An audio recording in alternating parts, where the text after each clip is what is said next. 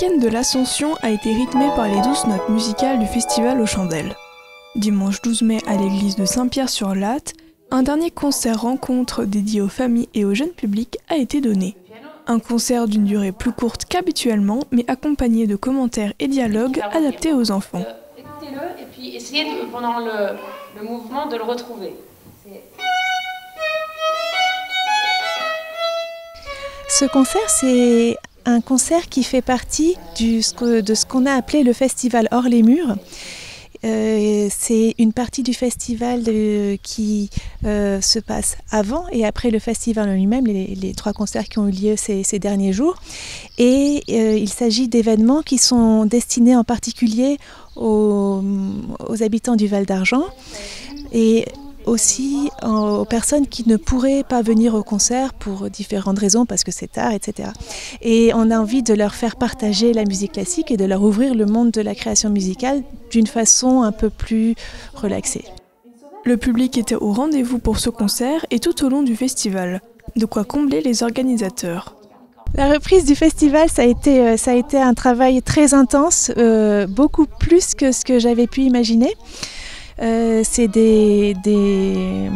crois que j'ai fini par compter en milliers d'heures de travail.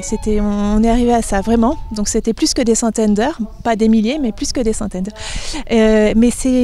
Je suis contente parce que le public a été au rendez-vous. On avait une programmation, je crois, un peu audacieuse, mais qui a été, il me semble, bien appréciée, avec en particulier la musique d'aujourd'hui et des créations mondiales qui ont été appréciées par le public.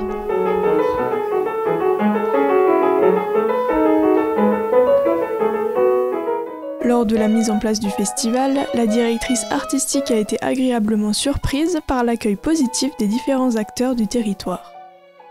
Il y a une chose qui m'a frappée et qui, de manière très positive pendant toute la préparation de ce festival, c'est que nous avons eu un soutien de toutes parts du territoire, que ce soit au niveau institutionnel avec la région, la DRAC, la communauté de communes, mais aussi auprès des personnes qui travaillent ici au quotidien, qui nous ont accompagnés, qui nous ont ouvert leurs portes. Je pense en particulier à la coopérative régionale du cinéma culturel.